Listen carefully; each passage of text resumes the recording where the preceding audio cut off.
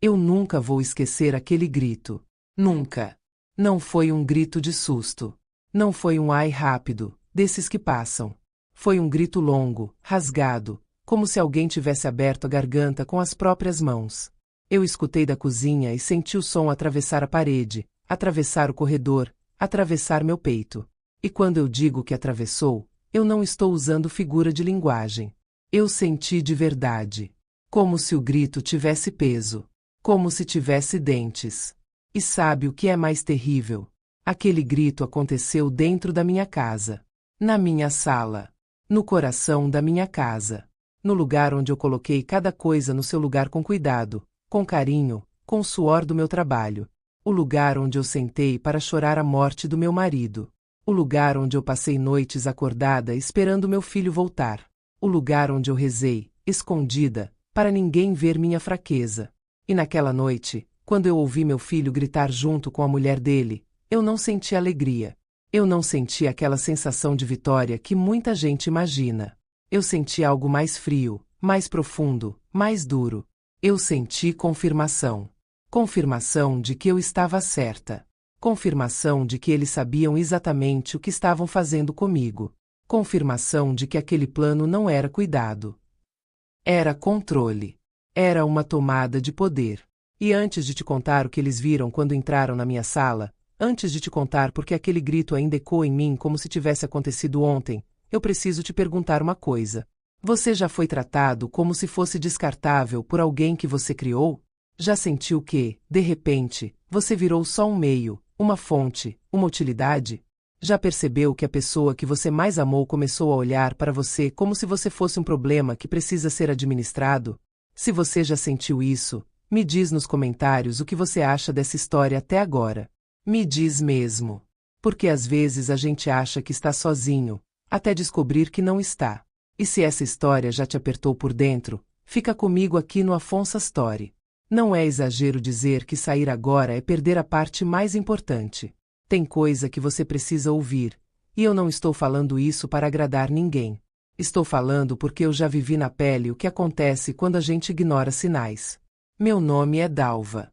Eu tenho 68 anos. Sou viúva. Aposentada. E por muitos anos eu carreguei o mundo nas costas sem reclamar. Eu trabalhei por mais de 3 décadas como auxiliar administrativa numa fábrica de tecidos. Eu chegava cedo, saía tarde, pegava ônibus lotado, almoçava comida fria e marmita, e ainda assim voltava para casa e dava conta de tudo. Eu cuidei de casa, eu cuidei de contas, eu cuidei de doença, eu cuidei de medo. Eu cuidei de filho. E eu aprendi cedo uma coisa que muita gente esquece: ninguém te dá dignidade. Você conquista. Você constrói. Você segura com as 2 mãos. E eu segurei. Meu marido, Osvaldo, morreu de repente. Infarto. Sentado no sofá, assistindo o Jornal da Noite. Foi rápido, disseram. Como se rapidez diminuísse a ausência. Como se não sofreu apagasse a dor de quem fica. Eu sofri. Eu sofri do jeito mais silencioso e mais cruel. Eu acordava de madrugada achando que ia ouvir a respiração dele e só tinha silêncio. Eu olhava para a cama e parecia que o vazio gritava mais do que qualquer palavra. Eu fiquei viúva há 12 anos. E desde então eu segui em frente, porque eu não tinha opção. Meu filho, Heitor, tinha 26 anos quando o pai morreu. E muita gente acha que, com essa idade, um filho já está formado. Mas não está. Não está, não. Ele ainda precisava de mim para tanta coisa. Para conselhos. Para apoio. Para dinheiro, principalmente. E eu dei. Dei porque mãe dá. Mãe entrega. Mãe acredita. Naqueles anos, eu administrei tudo sozinha. Tudo. Minha aposentadoria, meus aluguéis, meus pagamentos, meus impostos. Eu não tinha luxo, mas eu tinha estabilidade. E eu construí isso com uma calma que só quem já perdeu muito entende. Só que 3 semanas antes daquele grito, meu filho entrou na minha cozinha e falou como se eu fosse uma funcionária. Eu lembro de cada detalhe daquele dia. Eu estava fazendo café. O cheiro estava forte, enchendo a cozinha. A chaleira velha soltava vapor. A cozinha tinha aquela luz de manhã que entra pela janela e faz a poeira dançar no ar. Era um momento comum, simples. Um momento que deveria ser tranquilo. Ele entrou sem pedir licença. Nem me deu bom dia direito. Ele estava com aquela postura de homem importante que ele ganhou depois que virou gerente de vendas. Gravata azul marinho. Sapato brilhando de tanto engraxar. Perfume caro demais para quem ainda morava de aluguel. E o rosto dele estava duro. Não era o rosto de um filho. Era o rosto de alguém que veio dar um ultimato. Eu ainda tentei ser mãe. Ainda tentei ser doce. Ainda tentei ser normal. Que foi, filho? Quer um cafezinho? E ele respondeu como se eu estivesse atrapalhando. Não quero café, mãe. Senta aí. A gente precisa conversar sério. Sério. Eu sentei. E foi aí que ele disse. Sem rodeio. Sem cuidado. Sem respeito. Mãe, a partir do próximo mês, todo o seu dinheiro vai para minha conta. Eu fiquei olhando para ele, esperando ele rir. Esperando ele dizer que era brincadeira. Porque meu cérebro não conseguia aceitar aquilo como realidade. Não de primeira. Eu senti o coração bater diferente. Eu senti a garganta apertar. E ainda assim eu perguntei, como quem tenta devolver o absurdo para o mundo. Como assim, Heitor? Ele não me explicou com carinho. Ele não tentou conversar. Ele começou a listar justificativas como se estivesse lendo um manual. Como se eu fosse uma pessoa incapaz. Você está ficando mais velha, mãe. Você não tem experiência com essas coisas de banco, investimento, administração. E se alguém te aplicar um golpe? E se você esquecer as coisas? E se você fizer besteira? Besteira. Eu administro meu dinheiro há anos. Eu administro minha vida há décadas. Eu administro até minhas lágrimas, para não incomodar ninguém. E ele estava dizendo que eu não tenho experiência. Eu tentei responder. Eu tentei lembrar a ele quem eu sou. Heitor, eu cuido do meu dinheiro sozinha há 12 anos. Eu nunca perdi nada. Eu nunca. Eu não terminei. Ele me cortou. Me cortou como se eu fosse uma criança interrompendo um adulto. Como se eu não tivesse direito nem de completar uma frase. A gente decidiu que o melhor para você, para o seu próprio bem, é transferir tudo para minha conta. Seus aluguéis, sua aposentadoria, tudo. Eu cuido disso para você e te dou uma mesada. Mesada. Eu ouvi essa palavra e senti vergonha. Vergonha por ele.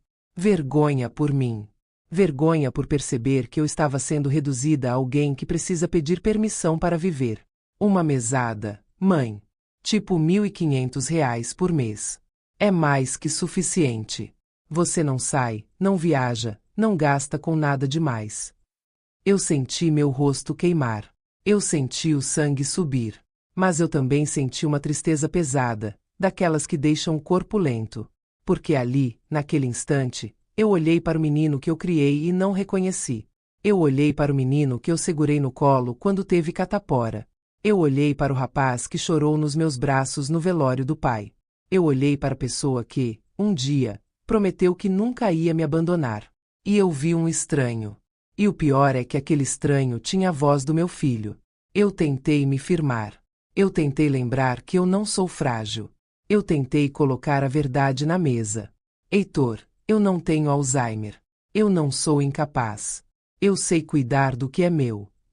Ele suspirou. Um suspiro de impaciência, como se eu fosse teimosa. Como se eu fosse um problema. E então ele jogou a carta que ele achou que ia me dobrar. A Fabiola está grávida. Grávida. Meu coração deu um pulo. Porque eu ainda sou mãe.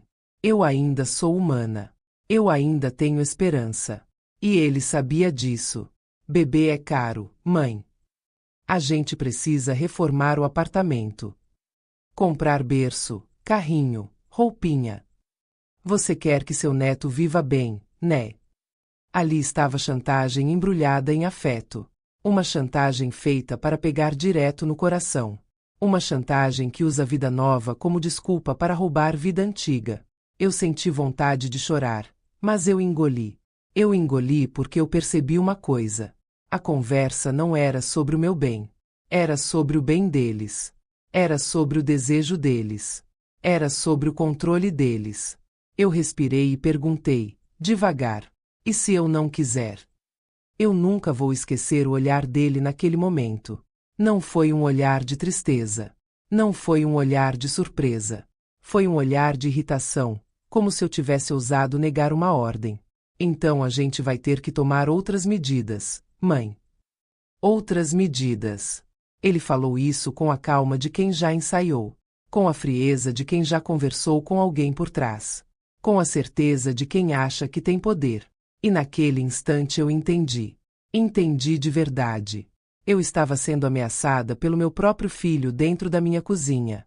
Ele ainda teve coragem de sorrir depois, como se tivesse resolvido tudo. Quinta-feira a gente janta aqui. Eu e a Fabiola vamos. A gente conversa com calma. Eu trago os papéis. Você vai entender. Ele saiu. Deixou o café esfriando. Deixou minha casa do mesmo jeito, mas deixou meu coração em pedaços no chão. E quando a porta se fechou atrás dele, eu fiquei parada no meio da cozinha, olhando para a xícara que ele não quis beber. Uma xícara simples.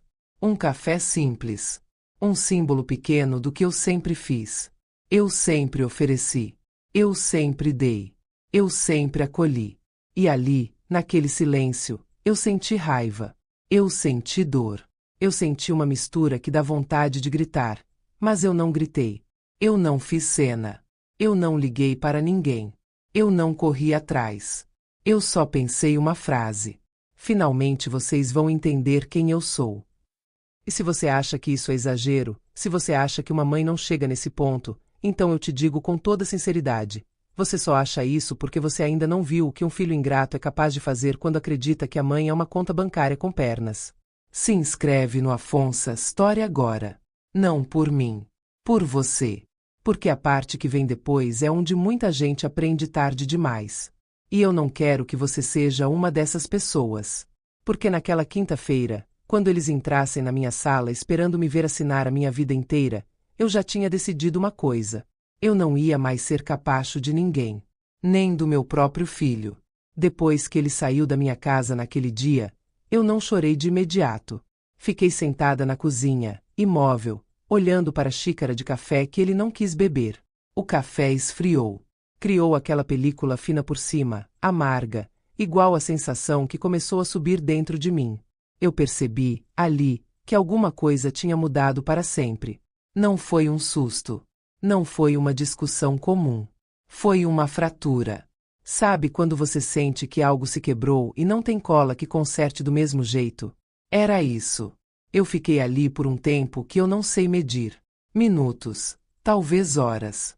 O relógio fazia barulho demais, então eu tirei a pilha. Não queria ouvir o tempo passando. Porque naquele momento, o tempo parecia um inimigo. Cada segundo me empurrava para uma realidade que eu não queria aceitar. Eu sempre achei que amor de mãe fosse incondicional. E talvez seja. Mas ninguém te conta que a condição é você continuar sendo vista como pessoa. No instante em que você vira um recurso, o amor começa a apodrecer. Eu levantei da cadeira e fui até o meu quarto. Abri a gaveta da comoda antiga, aquela de madeira escura que meu marido comprou no leilão muitos anos atrás. Tirei de lá uma caixinha de metal onde eu guardava fotos antigas. Não porque eu quisesse sofrer mais, mas porque eu precisava me lembrar de quem eu era. Precisava me lembrar do caminho que me trouxe até ali. Peguei uma foto minha com Osvaldo, 2 meses antes de ele morrer. Estávamos comemorando aniversário de casamento. 31 anos juntos. Não tinha festa grande, não tinha luxo. Era só nós dois, uma vela torta em cima do bolo e o sorriso dele me abraçando por trás. Eu lembro daquele dia. Lembro da risada. Lembro do cheiro do café. Lembro da sensação de que, apesar de tudo, a vida fazia sentido. E foi aí que a dor veio de verdade. Porque tudo que eu construí, tudo que eu segurei com unhas e dentes depois que ele morreu, estava sendo tratado como algo que eu não merecia controlar. Como se eu tivesse sobrevivido apenas para servir de apoio financeiro para os planos de outra pessoa. 2 dias depois, meu filho voltou. Ele não voltou com pedido de desculpa. Não voltou envergonhado. Voltou preparado. Sentou-se na minha frente com aquele ar sério, de quem vai resolver um problema. Falou devagar, como se eu tivesse dificuldade de entender. Cada palavra parecia ensaiada. Eu reconheço isso agora, mas na época doeu como um tapa. Ele disse que tinha conversado muito com a esposa. Disse que eles estavam preocupados comigo. Disse que eu precisava aceitar ajuda. Ajuda. Essa palavra foi repetida tantas vezes que começou a perder o sentido. Porque ajuda de verdade não vem com ameaça. Ajuda não vem com advogado escondido. Ajuda não vem com ultimato. Ele começou a listar tudo o que, segundo ele, eu não sabia fazer direito. Falou de banco. Falou de imposto. Falou de investimento. Falou de esquecimento. Falou de idade. Sempre a idade. Como se 68 anos fosse sinônimo de inutilidade. Como se experiência virasse defeito quando a pessoa envelhece. Eu tentei argumentar. Eu tentei mostrar que eu sempre dei conta. Que eu pagava tudo em dia. Que eu nunca fiquei devendo. Que eu nunca precisei pedir socorro. Mas cada vez que eu abria a boca, ele me interrompia. Não gritava. Não precisava. O tom de superioridade fazia o trabalho. E então ele trouxe a gravidez de novo. A Fabiola está grávida, mãe. Ele falou isso olhando direto nos meus olhos. Sabendo exatamente o impacto que aquela palavra tinha em mim. Sabendo que eu sempre sonhei em ser avó. Sabendo que, naquele instante, meu coração ia amolecer antes da minha razão. Bebê custa caro. Você sabe disso. A gente precisa se estruturar. Você quer o melhor para o seu neto, né? Ali, naquele segundo, eu senti algo quebrar de vez. Porque ele não estava falando comigo como filho. Estava falando como alguém que negocia. Como alguém que usa sentimentos como moeda. Eu perguntei, com a voz mais firme do que eu me sentia por dentro. E por que isso precisa passar por tirar o controle da minha vida? Ele suspirou. De novo aquele suspiro. Aquele gesto que diz você está atrapalhando. E foi aí que ele deixou escapar o que mais me feriu. Porque você não é mais confiável como antes. Confiável. Eu senti meu estômago revirar. Eu, que nunca perdi um compromisso. Eu, que nunca falhei com ele. Eu, que sempre estive ali quando ele precisou. Eu não era mais confiável.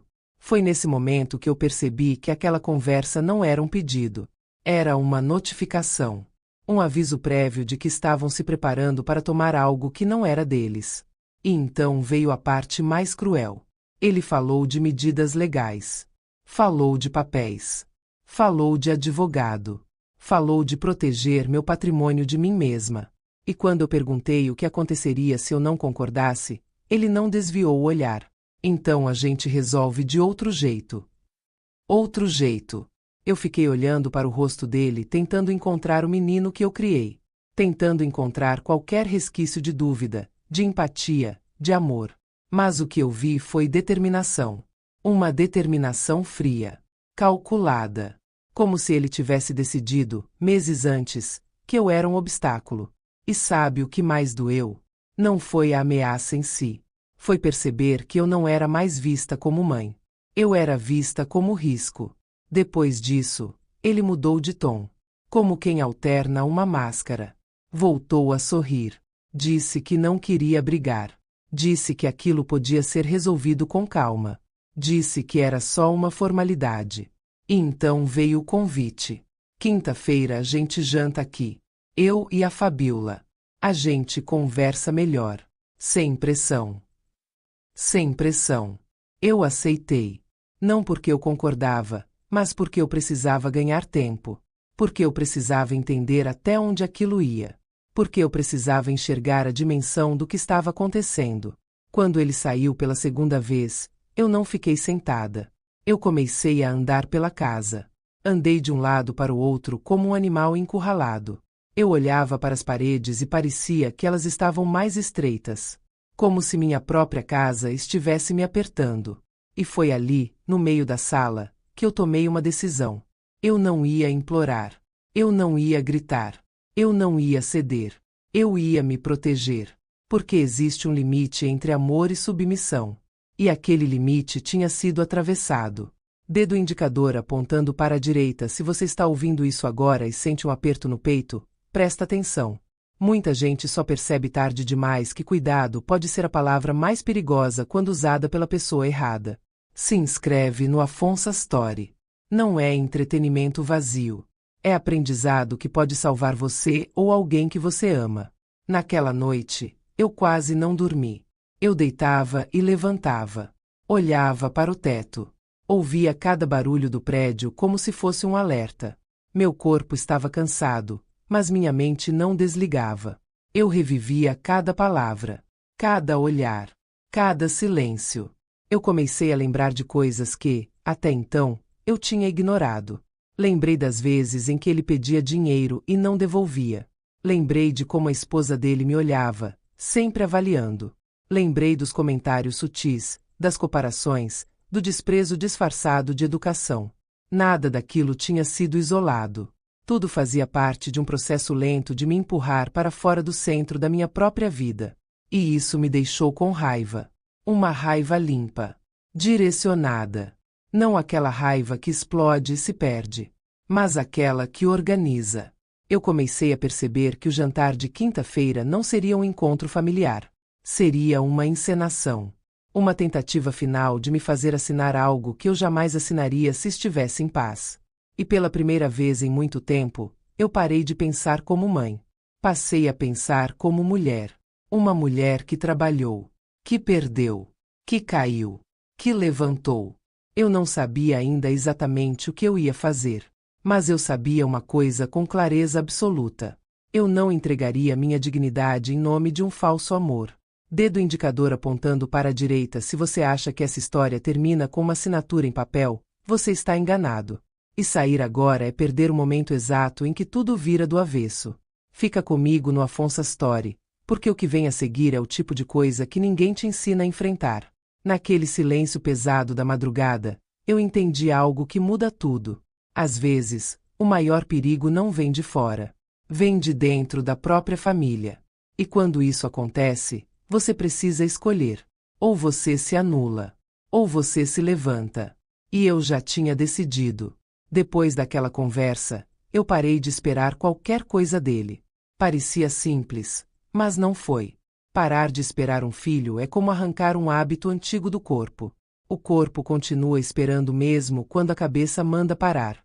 Eu acordava de manhã e, por um segundo, ainda pensava que ele ia ligar, que ia mandar mensagem, que ia dizer que exagerou, que pediu desculpa, que tudo não passou de um mal-entendido. Esse segundo durava pouco, mas doía como se durasse horas. Foi nesse intervalo entre a esperança e a realidade que eu comecei a enxergar tudo com mais clareza. Eu percebi que, durante muito tempo, eu vinha aceitando pequenas violências disfarçadas de normalidade. Pequenas faltas de respeito que eu justificava porque ele era meu filho. Pequenos abusos que eu engolia porque achava que amor de mãe era isso mesmo. Engolir. Aguardar. Relevar. E sabe qual é o problema de relevar demais? Uma hora você desaparece. Eu comecei a revisitar os últimos anos com um olhar diferente. Como quem assiste a própria vida em câmera lenta. Lembrei das vezes em que ele pedia dinheiro só por esse mês. Lembrei das promessas de devolver que nunca se cumpriam. Lembrei das visitas rápidas, sempre apressadas, sempre com o celular na mão, como se minha casa fosse uma obrigação, não um lar. Lembrei do Natal em que eu preparei tudo sozinha. Chester pequeno, farofa simples, arroz soltinho. Arrumei a mesa como se fosse receber gente importante. Esperei. Esperei. Esperei. E quando ele ligou dizendo que ia passar na casa da família dela, que depois aparecia, eu ainda disse tudo bem, filho. Ele não apareceu. Eu comi sozinha, olhando para a cadeira vazia, tentando fingir que aquilo não significava nada. Significava tudo. Naquela noite, eu lavei a louça chorando baixo para não incomodar ninguém. Como se ainda houvesse alguém para incomodar. Essas lembranças vieram como uma avalanche. E, diferente do que muita gente pensa, elas não me deixaram mais fraca. Elas me deixaram lúcida. Eu comecei a entender que aquilo não tinha começado agora. O ultimato do dinheiro foi só o último degrau de uma escada que eu vinha subindo sem perceber. Degrau por degrau, eu tinha sido empurrada para fora do lugar de mãe respeitada e colocada no lugar de recurso disponível. E quando você percebe isso, algo muda por dentro. O medo dá lugar à estratégia. Na manhã seguinte, eu fiz algo que eu nunca tinha feito antes. Eu peguei um caderno velho, desses de capa dura, e comecei a anotar. Não sentimentos. Fatos. Datas. Valores. Conversas. Situações. Tudo o que me vinha à cabeça. Como se eu estivesse montando um quebra-cabeça da minha própria vida. Eu anotei cada dinheiro emprestado. Cada promessa não cumprida. Cada comentário atravessado. Cada ausência disfarçada de compromisso. E quando eu terminei, fiquei olhando para aquelas páginas e senti um nó na garganta. Não porque eu estava com raiva dele, mas porque eu percebi que eu tinha permitido demais. Não por fraqueza, por amor. Só que amor sem limite vira convite para abuso. Foi nesse mesmo dia que eu tomei a decisão mais difícil da minha vida. Eu decidi que não ia enfrentar aquilo sozinha. Porque amor de mãe não significa isolamento. Significa responsabilidade. Inclusive comigo mesma. Eu peguei o telefone e liguei para um número que eu tinha anotado meses antes, mas nunca tinha usado. Era o número de uma advogada que eu conheci no grupo da igreja. Uma mulher firme, direta, daquelas que não floreiam a realidade. Quando ela atendeu e ouviu minha história, houve um silêncio do outro lado da linha. Um silêncio pesado, diferente. Não era surpresa. Era reconhecimento. Ela me disse algo que ficou gravado em mim. Dalva, isso que você está descrevendo não é cuidado. É tentativa de controle patrimonial. Controle. Ouvir essa palavra da boca de alguém de fora foi como levar um choque. Porque, quando vem de fora, a gente não consegue mais fingir que não vê. Ela me explicou que aquilo acontece mais do que as pessoas imaginam. Que muitos filhos usam o discurso do medo, da idade, da saúde, para assumir o controle da vida dos pais. Que começa para ajudar e termina tirando autonomia, dignidade, voz. E ela me perguntou algo simples, mas devastador. Você quer continuar vivendo como adulta ou quer ser tratada como incapaz? Eu não precisei pensar. A resposta saiu seca. Como adulta. Foi ali que eu percebi que a quinta-feira não seria só um jantar. Seria um divisor de águas. Dedo indicador apontando para a direita se você está ouvindo isso e sente que alguém tenta te convencer de que você não é mais capaz, presta atenção. Esse tipo de manipulação não começa grande. Começa com pequenas concessões. Se inscreve no Afonso Story, porque entender isso cedo pode te poupar anos de sofrimento. Nos dias que se seguiram, eu continuei minha rotina normalmente. Fui ao mercado. Fiz minhas compras. Cumpri meus compromissos. Quem olhasse de fora não veria nada de diferente. Mas por dentro, eu estava em alerta total. Cada detalhe importava. Cada palavra tinha peso. Eu comecei a observar tudo com mais atenção. Comecei a lembrar de olhares da esposa dele. De comentários que, na época, eu tinha considerado inofensivos. Como quando ela perguntava quanto rendiam meus aluguéis. Ou quando dizia, sorrindo, que eu devia aproveitar enquanto ainda podia. Ou quando soltava aquela frase venenosa, a senhora tem sorte de ter um filho que cuida. Cuida. Agora eu sabia o que aquela palavra escondia. Eu também comecei a notar algo importante. Em nenhum momento meu filho me perguntou o que eu queria. Nunca. Não perguntou como eu me sentia. Não perguntou se eu precisava de ajuda. Ele decidiu por mim. Isso não é cuidado. Isso é apagamento. Na véspera da quinta-feira, ele ligou para confirmar o jantar. A voz dele estava tranquila, quase aliviada. Mãe, amanhã a gente vai aí às 8 horas. Trazemos os papéis e a gente resolve tudo. Sem estresse. Sem estresse. Eu respondi com a voz mais neutra que consegui. Pode vir. Depois que desliguei, minhas mãos tremiam. Não de medo. De adrenalina. Porque eu sabia que aquela noite mudaria tudo. E não havia mais volta. Eu passei aquela tarde preparando a casa. Não por eles. Por mim. Limpei cada canto com cuidado. Organizei a sala. Arrumei a mesa. Cozinhei com calma. Como quem se despede de uma fase da vida. Enquanto eu temperava a comida, eu pensava em tudo que eu tinha engolido. Em cada vez que eu escolhi ficar quieta para manter a paz. E percebi que aquela paz sempre foi unilateral. Eu me calava para que eles ficassem confortáveis. Isso acaba naquela noite, eu pensei. Não importa o que acontecesse, eu não sairia daquela sala menor do que entrei. Dedo indicador apontando para a direita. Se você está aqui até agora, não é por acaso. Histórias como essa revelam coisas que muita gente prefere não ver. Ficar até o fim é entender onde começa a virada. Por isso, fica comigo no Afonso Story. Quando eu terminei de arrumar tudo, sentei no sofá e fiquei olhando para a sala em silêncio. A mesma sala onde eu tinha ouvido o primeiro choro do meu filho. A mesma sala onde eu tinha recebido a notícia da morte do meu marido. A mesma sala onde eu tinha vivido tanto. Eu senti um aperto no peito, mas não recuei. Eu pensei em tudo que eu podia perder. Mas pensei, principalmente, no que eu já tinha perdido se continuasse calada. Naquele momento, eu fiz uma promessa a mim mesma. Eu não ia implorar. Eu não ia justificar. Eu não ia pedir permissão para existir. Eu ia ouvir. Eu ia observar. E, no momento certo, eu ia agir. Porque quando alguém entra na sua casa acreditando que você já está vencida, a surpresa é muito maior. E foi com esse pensamento que eu esperei a campainha tocar. O dia da quinta-feira chegou mais devagar do que qualquer outro dia da minha vida. Parecia que o tempo tinha decidido andar de lado só para me provocar. Eu acordei cedo, antes do despertador, com o coração pesado e a cabeça cheia. Não era ansiedade comum. Era aquela sensação estranha de quem sabe que algo grande vai acontecer, mas não consegue prever exatamente como. Eu levantei da cama em silêncio, como se qualquer barulho pudesse me trair. Fui até a cozinha, coloquei água para ferver e fiz café. O mesmo café de sempre, forte, sem açúcar. O cheiro se espalhou pela casa e, por um instante, eu quase me deixei enganar pela normalidade daquele gesto. Quase. Mas bastava eu olhar para a mesa vazia para lembrar. Aquela não era uma noite comum. Aquela noite tinha sido escolhida por eles. Aquela noite tinha sido marcada para me dobrar. Passei a manhã inteira tentando manter a rotina. Lavei roupa. Estendi no varal. Reguei as plantas.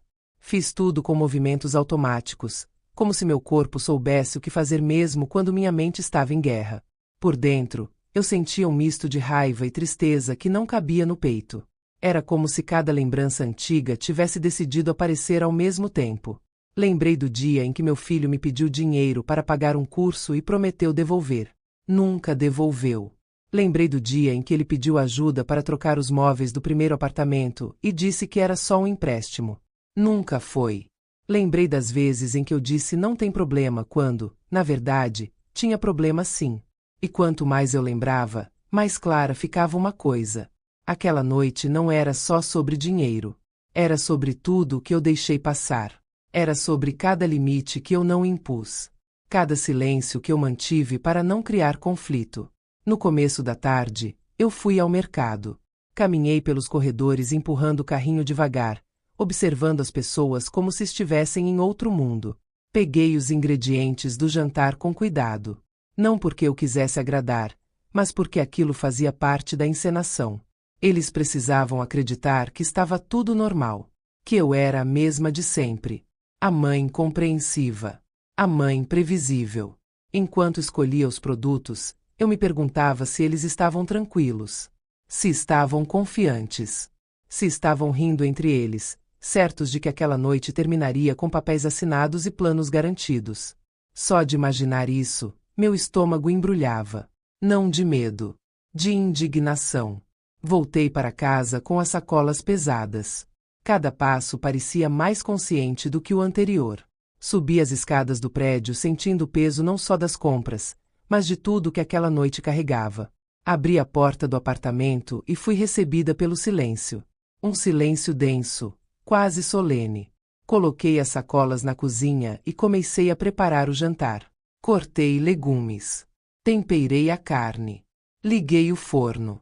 O cheiro da comida começou a tomar conta do ambiente, aquele cheiro familiar que sempre significou cuidado, família, acolhimento. E foi impossível não sentir um nó na garganta. Quantas vezes eu cozinhei esperando agradar? Quantas vezes eu usei comida como ponte para manter proximidade? Quantas vezes eu achei que um prato bem feito podia compensar a ausência de respeito? Enquanto mexia a panela, minha mão tremia levemente. Eu respirei fundo e continuei. Não era hora de fraquejar. Não agora. Arrumei a mesa com capricho. Coloquei a toalha que eu só usava em ocasiões especiais. Separei os pratos, os talheres, os copos. Tudo parecia normal demais para uma noite que prometia ser tudo menos isso. E talvez fosse exatamente por isso que aquilo doía. A aparência de normalidade sempre foi a melhor aliada da traição. Por volta das 7 horas, eu tomei um banho demorado. Deixei a água quente cair sobre meus ombros como se pudesse lavar a tensão. Olhei meu próprio reflexo no espelho. Vi uma mulher cansada, sim, mas também vi algo diferente. Vi firmeza. Vi decisão. Vi alguém que não estava mais disposta a se encolher. Eu me vesti com cuidado. Roupa simples, mas arrumada. Nada que chamasse atenção. Nada que entregasse o que eu sentia por dentro. Coloquei um colar antigo, daqueles que a gente usa mais por memória do que por estética. Era um presente do meu marido. Um lembrete silencioso de tudo o que eu já tinha sobrevivido. Às 7h30, eu já estava pronta. A comida quase no ponto. A casa organizada. E eu comecei a andar de um lado para o outro. Não de nervosismo, mas de vigilância. Eu escutava cada barulho do prédio. Cada porta batendo. Cada passo no corredor. Meu corpo estava em estado de alerta. Foi então que o telefone tocou. Era meu filho. Mãe, a gente está saindo agora. Deve chegar em uns 20 minutos. A voz dele estava tranquila demais. Confiante demais. Eu consegui imaginar o sorriso dele do outro lado da linha. Aquele sorriso de quem acha que já ganhou. Tudo bem, eu respondi. Estarei esperando. Desliguei e fiquei parada por alguns segundos, olhando para o celular na minha mão. Aquele objeto simples tinha sido, durante anos, o canal da nossa relação. Ligações diárias. Mensagens. Pedidos. Agora, ele parecia só um símbolo de distância. Os minutos seguintes passaram lentos. Eu conferi o forno. Ajustei o fogo. Arrumei a sala mais uma vez, mesmo sabendo que já estava tudo no lugar. Olhei para cada canto daquele espaço como se estivesse me despedindo. Porque, de alguma forma, eu sabia. Depois daquela noite, nada seria igual. Às 8 horas em ponto, a campainha tocou. O som ecoou pela casa como um aviso. Eu caminhei até a porta devagar, sentindo cada passo. Abri. Eles estavam ali. Meu filho entrou primeiro, com aquela postura segura, carregando uma pasta de couro debaixo do braço. A esposa dele veio logo atrás, elegante, maquiagem impecável, sorriso ensaiado. Ela passou por mim como se a casa fosse dela. Como se aquele espaço já estivesse, de alguma forma, sob controle. Boa noite, mãe, ele disse, sem me beijar. Boa noite, eu respondi, mantendo a voz firme. Eles entraram e começaram a olhar ao redor. Meu filho com aquele olhar avaliador, como se estivesse medindo o valor de cada coisa. A esposa dele com aquele ar de quem analisa cenário. Eu observei tudo em silêncio. Cada gesto, cada olhar, cada microexpressão. Que cheiro bom, ele disse. Estou com fome. A frase soou quase ofensiva. Não porque ele estava com fome, mas porque, naquele contexto, parecia uma exigência. Como se a casa ainda fosse apenas um lugar onde ele vinha consumir. Vamos sentar, eu disse. Eles se moveram pela sala. Eu caminhei atrás, observando. Meu coração batia forte, mas minha mente estava clara. Eu sabia exatamente o que estava prestes a acontecer, mesmo que eles ainda não soubessem. E naquele instante, enquanto eu os via entrar na minha sala acreditando que estavam no controle, eu senti uma coisa que eu não sentia havia muito tempo. Calma. Uma calma estranha, quase desconcertante. A calma de quem já tomou a decisão mais difícil e agora só espera o desfecho. Dedo indicador apontando para a direita. Se você chegou até aqui, presta atenção. É exatamente nesse momento que muita gente recua. É aqui que a maioria cede por medo, por cansaço, por amor mal compreendido. Se inscreve no Afonso Story, porque entender esse ponto muda a forma como você se vê e como os outros te tratam. Eles ainda não tinham visto nada. Ainda não tinham percebido o que aquela noite realmente guardava. Mas eu sabia. Eu sabia que aquele jantar não era sobre comida. Não era sobre conversa. Não era sobre família. Era sobre quem sairia daquela sala no controle da própria vida. E, pela primeira vez em muito tempo, eu tinha certeza absoluta de uma coisa. Não seriam eles. Nós nos sentamos à mesa como se aquilo fosse apenas mais um jantar. Como se aquela não fosse a noite em que tentaram tomar a minha vida com a mesma naturalidade com que se pede o sal. Eu servia comida com as mãos firmes, mesmo sentindo o coração bater forte no peito. Não era nervosismo. Era concentração. Porque naquele momento, cada gesto meu precisava parecer normal. Cada palavra precisava soar comum. Eles precisavam acreditar que tudo estava indo exatamente como planejado. Meu filho falava sobre o trabalho. Comentava números, metas, reuniões. Falava como se estivesse em uma apresentação, não em um jantar familiar. A esposa dele concordava com a cabeça, sorria nos momentos certos, lançava comentários calculados, sempre demonstrando aquela falsa delicadeza que esconde intenção. Eu ouvia tudo em silêncio, mastigando devagar, observando. Observei como ele evitava olhar diretamente para mim quando o assunto se aproximava do dinheiro. Observei como ela me observava o tempo todo, como quem mede reações. Observei como eles estavam à vontade, confortáveis demais, como quem se sente dono do lugar. E foi ali, naquele conforto exagerado, que eu entendi uma coisa fundamental. Eles não achavam que eu tinha escolha. Para eles, aquele jantar era só uma formalidade. Um teatro. Um ritual antes da assinatura. Eles já tinham decidido tudo. Já tinham repartido o que era meu. Já tinham desenhado o futuro com meu dinheiro como se fosse direito adquirido. Meu filho terminou de comer, enxugou a boca com o guardanapo e pousou os talheres com calma excessiva. Aquela calma de quem vai anunciar algo importante, mas acredita que a resposta já está garantida. Mãe, ele disse, mudando o tom de voz, vamos falar daquele assunto agora? Aquele assunto.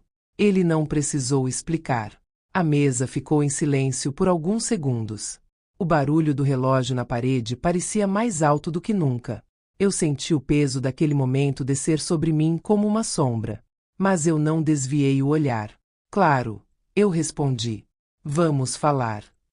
Ele fez um gesto para a esposa, que se levantou e pegou a pasta de couro que estava apoiada ao lado da cadeira. Aquela pasta parecia mais pesada do que realmente era. Pesada de intenção.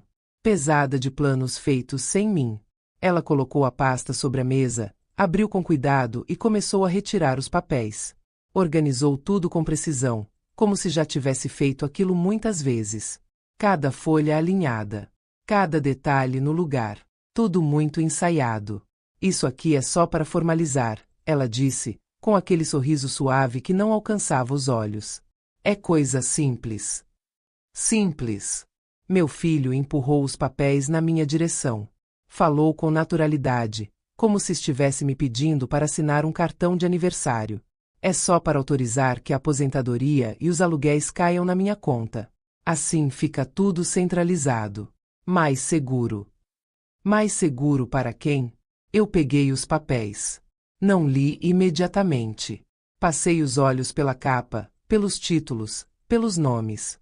Tudo parecia muito técnico, muito jurídico, muito distante da forma como aquela conversa deveria acontecer entre mãe e filho. Você pode ler com calma, ele disse, com um tom quase condescendente. Mas é padrão. Todo mundo faz isso. Todo mundo.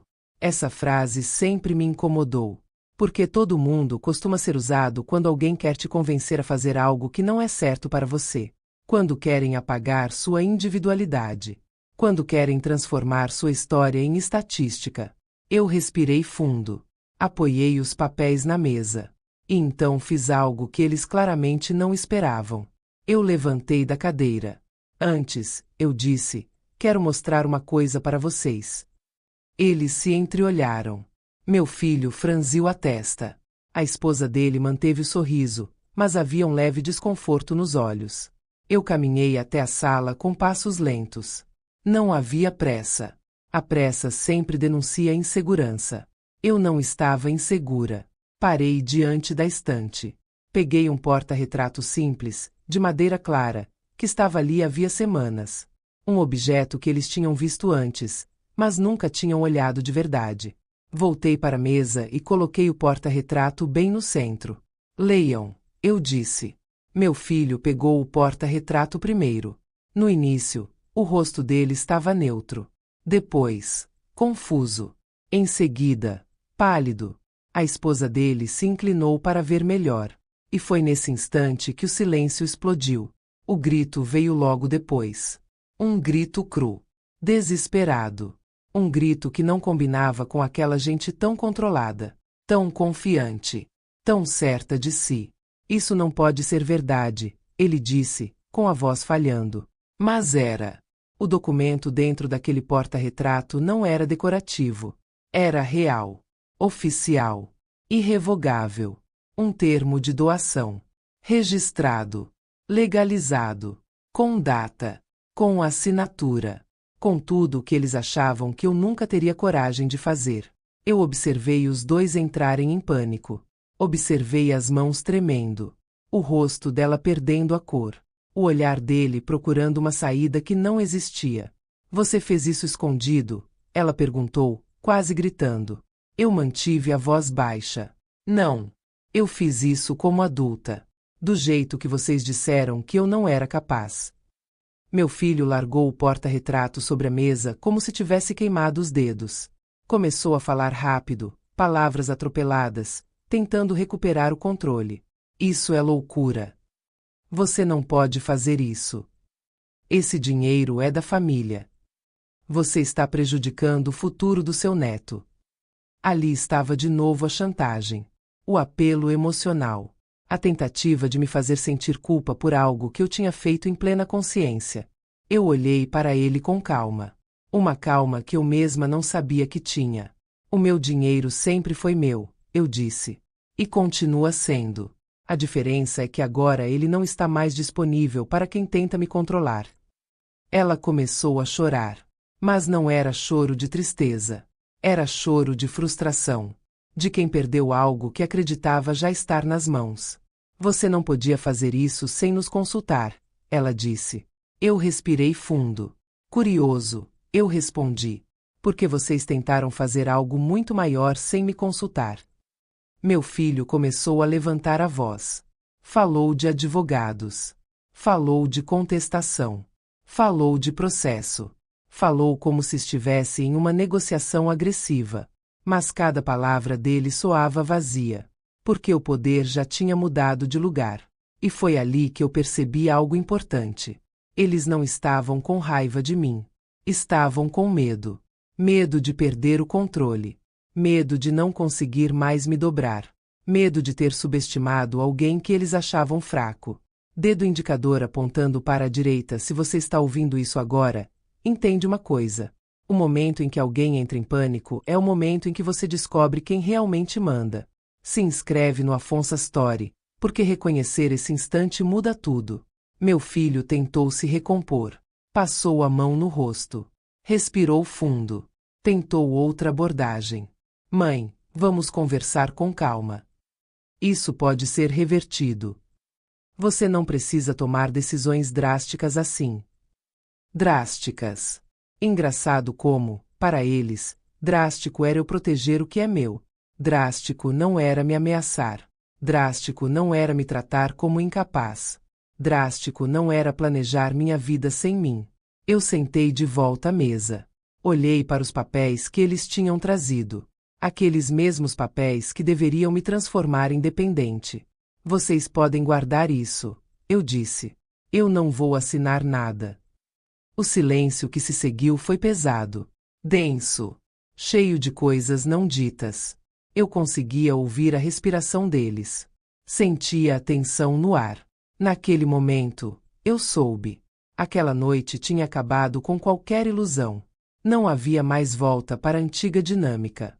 E pela primeira vez desde que meu marido morreu, eu senti algo que parecia liberdade. Não uma liberdade alegre, mas uma liberdade firme. Daquelas que vêm depois da dor. Porque quando alguém tenta te tirar tudo e falha, a relação nunca mais volta a ser a mesma. E eles sabiam disso. Depois daquele jantar, nada mais foi igual. Não houve despedida calorosa. Não houve beijo no rosto. Não houve aquele liga quando chegar. Eles saíram da minha casa como quem foge de um lugar amaldiçoado. A porta se fechou atrás deles com um som seco, definitivo. E naquele instante, eu soube que a verdadeira guerra não tinha sido naquela mesa. Ela estava só começando. Fiquei parada na sala por alguns minutos, olhando para o espaço vazio onde eles tinham estado. A mesa ainda posta. Os pratos sujos. A comida esfriando. Tudo parecia normal demais para o tamanho do terremoto que tinha acabado de acontecer. Meu corpo começou a tremer só depois. Não era medo. Era o atraso da adrenalina. Aquela descarga que vem quando você percebe que atravessou uma linha sem volta. Eu lavei a louça devagar. Um prato de cada vez. O barulho da água caindo era a única coisa que me mantinha no presente. Porque se eu parasse para pensar demais, talvez desabasse. E eu não podia. Não naquele momento. Naquela noite, eu não dormi. Virei de um lado para o outro, revivendo cada palavra, cada olhar, cada tentativa deles de me diminuir. E quanto mais eu lembrava, mais uma coisa ficava clara na minha cabeça. Eles não estavam arrependidos. Eles estavam furiosos por terem perdido. Na manhã seguinte, o telefone começou. Primeiro, mensagens longas do meu filho. Mensagens que começavam mansas e terminavam duras. Ele alternava entre o tom de filho preocupado e o de homem ameaçado. Mãe, a gente precisa conversar. Mãe, isso não precisa ser assim. Mãe, você está sendo influenciada por gente errada. Influenciada. Como se eu fosse incapaz de pensar sozinha. Como se cada decisão minha precisasse de um culpado externo. Eu não respondi. Silêncio também é resposta. E eu sabia que o silêncio machucava mais do que qualquer palavra naquele momento. À tarde, veio a ligação. Atendi. A voz dele estava diferente. Mais fria. Mais firme. Menos filho. Mais adversário. Eu falei com o advogado. Claro que falou. Ele disse que dá para questionar essa doação. Que você pode não estar em plena capacidade. Que pode ter sido induzida. Induzida. Eu senti algo subir pelo meu peito. Uma mistura de raiva e tristeza tão forte que quase me faltou o ar. Aquele era o ponto mais baixo. Meu próprio filho questionando minha sanidade porque não conseguiu me controlar. Você está me chamando de incapaz? Eu perguntei. Houve um silêncio do outro lado. Curto. Estratégico. Não é isso. Mas você está idosa. Essas decisões podem ser vistas como impulsivas. Idosa. Essa palavra caiu como um tapa. Porque não era sobre idade. Era sobre poder. Era sobre ele achar que, por eu envelhecer, eu devia automaticamente ceder. Devia desaparecer. Devia virar um nome em planilha. Então faz o seguinte, eu disse, com a voz baixa, mas firme. Tenta. Ele ficou mudo. Tenta questionar. Tenta me tirar o direito de decidir. Tenta me calar. Desliguei. Minhas mãos estavam geladas. Meu coração batia forte. Mas havia algo novo ali. Uma certeza. Eles iam escalar o conflito. E eu precisava estar preparada. Dedo indicador apontando para a direita. Se você está ouvindo isso agora, grava bem. Quando alguém perde o controle sobre você, a próxima tentativa quase sempre vem em forma de ameaça. Se inscreve no Afonso Story, porque entender isso pode te poupar anos de sofrimento. No dia seguinte, a esposa dele ligou. Eu quase não atendi. Mas atendi. Ela não perdeu tempo com gentilezas. Você destruiu a nossa família. Você fez seu filho ficar contra mim. Você sabe o que isso vai causar. O tom dela não era de dor. Era de acusação. Como se eu tivesse quebrado um contrato invisível onde meu papel era ceder sempre. Você nunca foi parte da minha família, eu respondi. Silêncio. Você sempre foi uma espectadora interessada. Ela respirou fundo. Mudou a estratégia. Você acha que venceu? Você acha que isso acaba aqui? Você não sabe do que a gente é capaz. Ali estava. A ameaça direta. Meu corpo reagiu. Não vou mentir. Um arrepio percorreu minhas costas. Não porque eu acreditasse que ela tinha poder real, mas porque ameaças vindas de gente sem escrúpulos nunca são vazias. Cuidado com o que você fala, eu disse. Tudo o que você diz fica registrado. Ela desligou. Naquele mesmo dia, eu fui ao banco. Não porque precisasse mexer em dinheiro, mas porque precisava reafirmar algo para mim mesma. Aquele dinheiro ainda era meu. Aquelas decisões ainda eram minhas. A gerente me reconheceu. Sorriu. Me chamou pelo nome. Me tratou como sempre. Aquilo me deu força. Na saída, meu celular vibrou de novo. Mensagem do meu filho. Se você não voltar atrás, isso vai ficar feio. Para todo mundo. Para todo mundo. Era isso. A chantagem social. O medo do julgamento. O medo de o que vão dizer. Eles queriam me envergonhar. Me pintar como velha ingrata. Como mãe cruel. Como desequilibrada. E naquele instante, eu lembrei de todas as vezes que engoli desaforo para manter a paz. Todas as vezes que fiquei calada para não criar conflito. Todas as vezes que aceitei menos do que merecia. Eu não ia mais.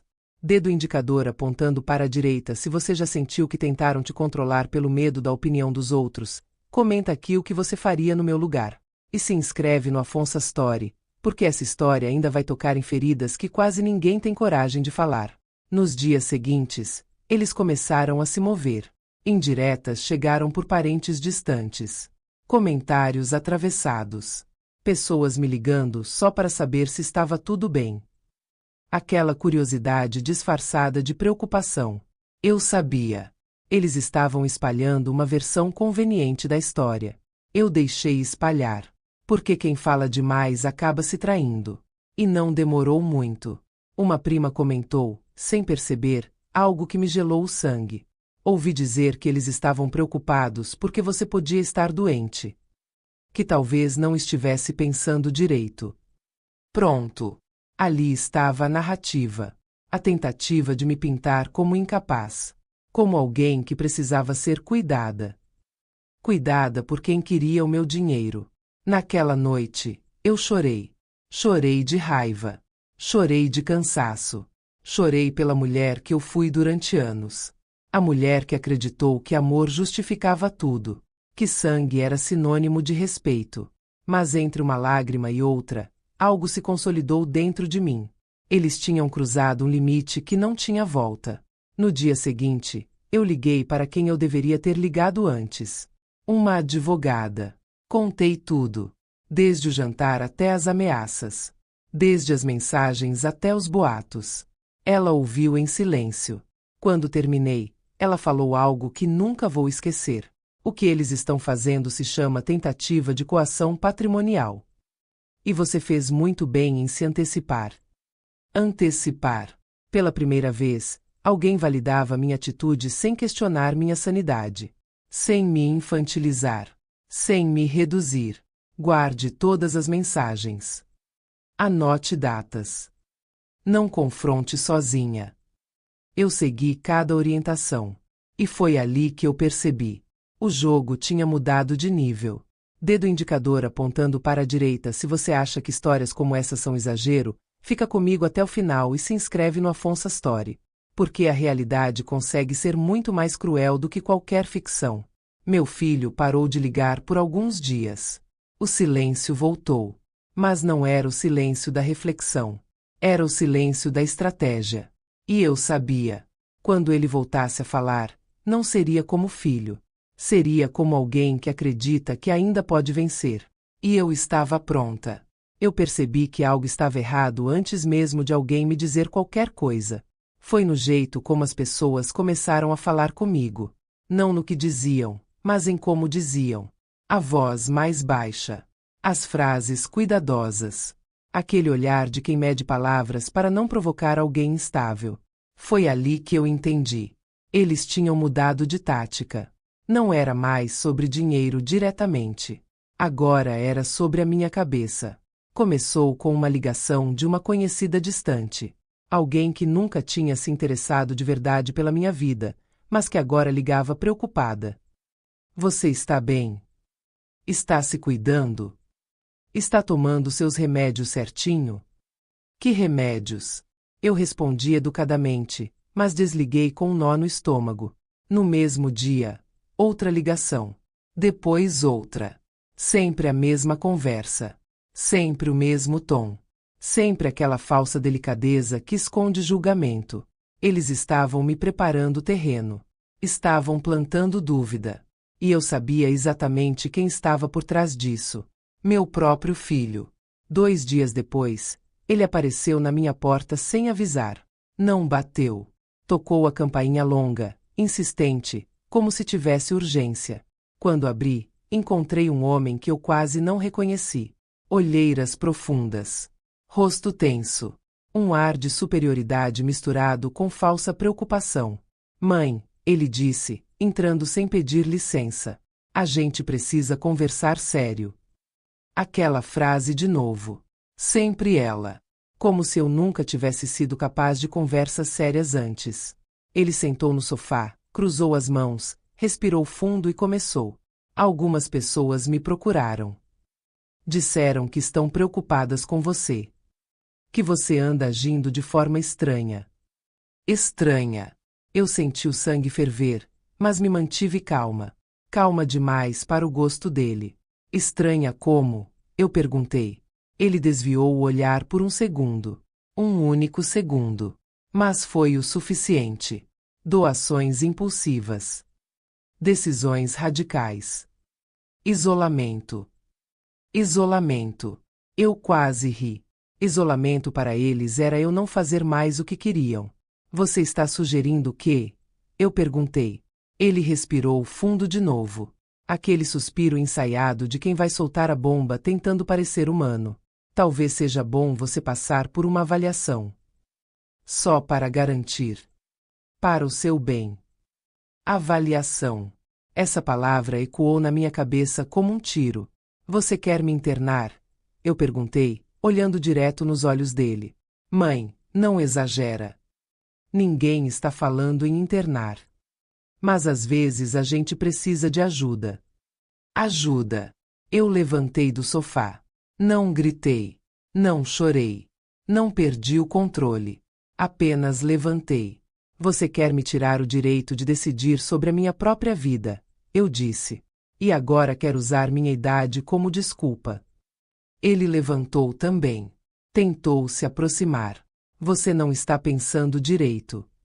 Foi ali. Foi exatamente ali que algo dentro de mim se quebrou de vez. Chega, eu disse. Chega. Minha voz saiu mais forte do que eu esperava. Não era desespero. Era limite. Você não entra mais na minha casa sem convite. Você não decide nada por mim. E se você ousar questionar minha sanidade de novo, eu vou agir. Ele ficou parado. Surpreso. Talvez porque, pela primeira vez, eu não estava pedindo nada. Estava afirmando. Mãe, você está sendo agressiva. Agressiva. Engraçado como chamar agressão é sempre o recurso de quem perdeu o controle da narrativa. Não, eu respondi. Eu estou sendo lúcida. Dedo indicador apontando para a direita. Se você já sentiu alguém tentar te invalidar só porque você não obedeceu, fica comigo. E se inscreve no Afonso Story, porque o que vem depois é o ponto em que muita gente desiste de si mesma. Eu não desisti. Ele saiu da minha casa sem dizer mais nada. Mas eu sabia.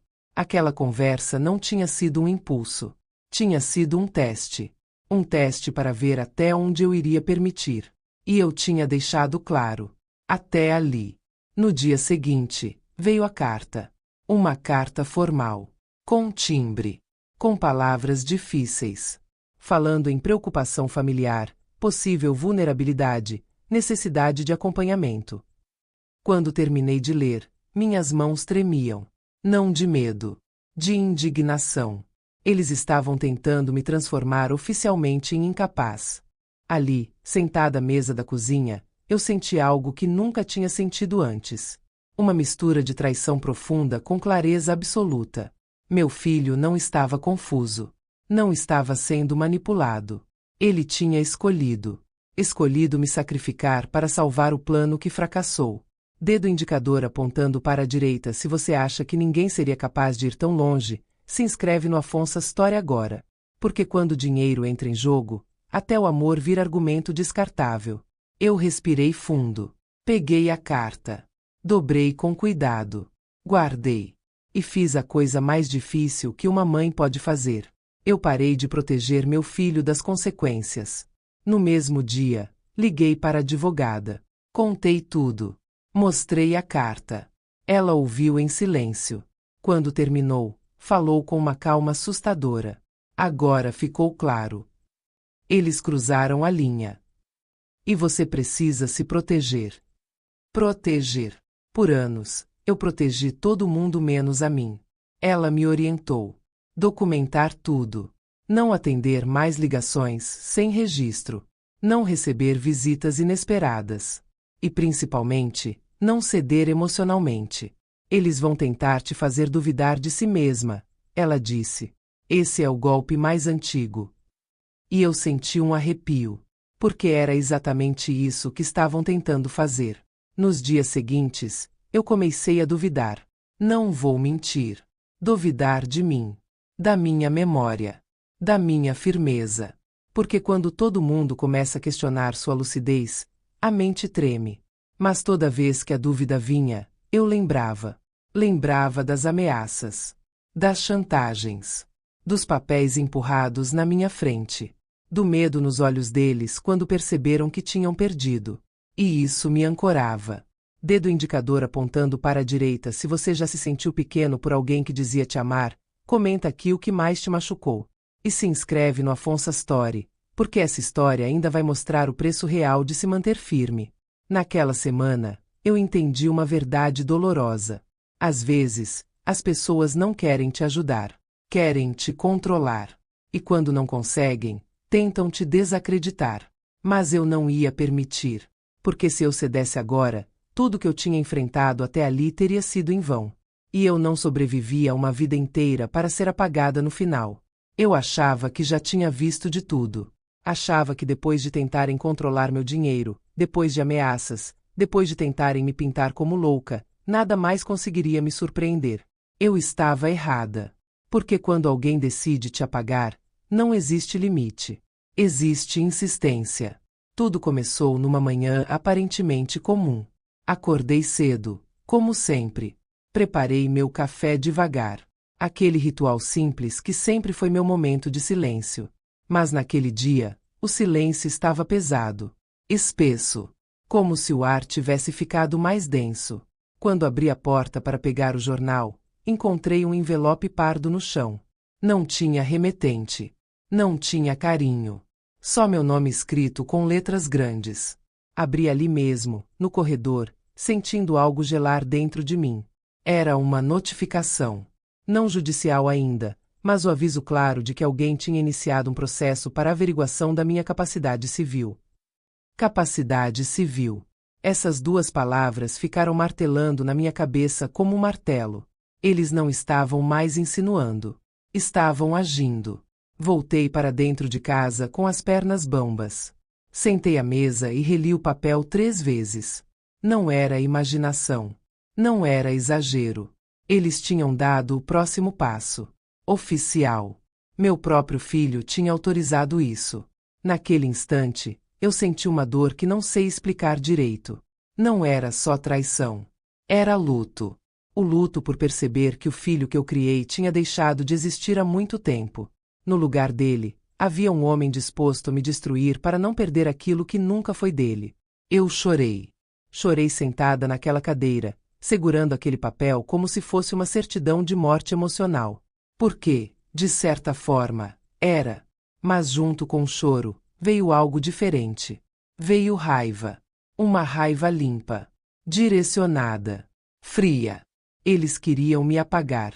Então eu teria que existir mais alto. Peguei o telefone e liguei para a advogada. A voz saiu firme, mesmo com o peito apertado. Contei tudo. Li cada linha. Ela ficou em silêncio por alguns segundos e depois falou algo que mudou tudo. Agora não é mais só sobre dinheiro. Agora é sobre dignidade. E você não pode recuar. Recusar. Essa palavra sempre me acompanhou, mas eu nunca tinha usado com tanta força. Por anos, eu cedi. Agora, eu recusava. Ela me explicou o que aquilo significava. Avaliações. Peritos. Relatórios. Pessoas estranhas analisando minha vida como se eu fosse um objeto. Tudo porque eu disse não. E eu pensei: vale a pena? A resposta veio rápido demais para ser confortável. Sim. Vale. Porque se eu cedesse agora, eu estaria confirmando a narrativa deles. A de que eu não era capaz. A de que precisava ser controlada. A de que minha vontade não tinha valor. Dedo indicador apontando para a direita. Se você acha que ninguém teria coragem de ir tão longe, fica comigo e se inscreve no Afonso Story. Porque o que estou te contando não é exceção. É mais comum do que parece. Naquele mesmo dia, recebi outra ligação. Dessa vez, de um número desconhecido. Atendi. Era um assistente social. Falava com educação demais. Voz calma. Palavras medidas. Disse que estava entrando em contato a pedido da família. Família. Sempre essa palavra usada como escudo para abuso. Queria marcar uma visita. Avaliar meu ambiente. Minha rotina. Meu estado emocional. Avaliar. Eu senti vontade de gritar. Mas não gritei. Você vem com ordem judicial? Eu perguntei. Houve um silêncio do outro lado. Não, senhora. Então não venha. Desliguei. Minhas mãos tremiam, mas minha decisão estava tomada. Eu não ia facilitar a minha própria anulação. Horas depois, meu filho apareceu. Não ligou. Não avisou. Simplesmente apareceu. Bateu na porta como se ainda tivesse esse direito. Eu abri. Não porque queria vê-lo, mas porque queria encarar aquilo de frente. Ele estava sério. Sem máscara. Sem falsa preocupação. Só irritação. Você está dificultando as coisas, ele disse. Dificultando. Como se o objetivo fosse simples e eu estivesse atrapalhando. Você está me atacando, eu respondi. Não é ataque. É cuidado. Cuidado. Essa palavra já não significava nada vindo dele. Você acionou pessoas estranhas para questionar minha sanidade. Eu disse.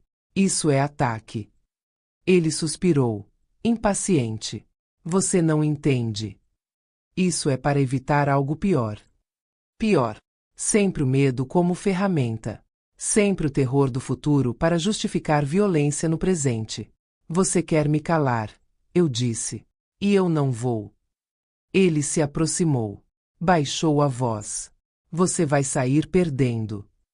Todo mundo vai achar que você está desequilibrada. Ali estava. A ameaça nua. Eu senti o corpo inteiro gelar, mas mantive os olhos fixos nos dele.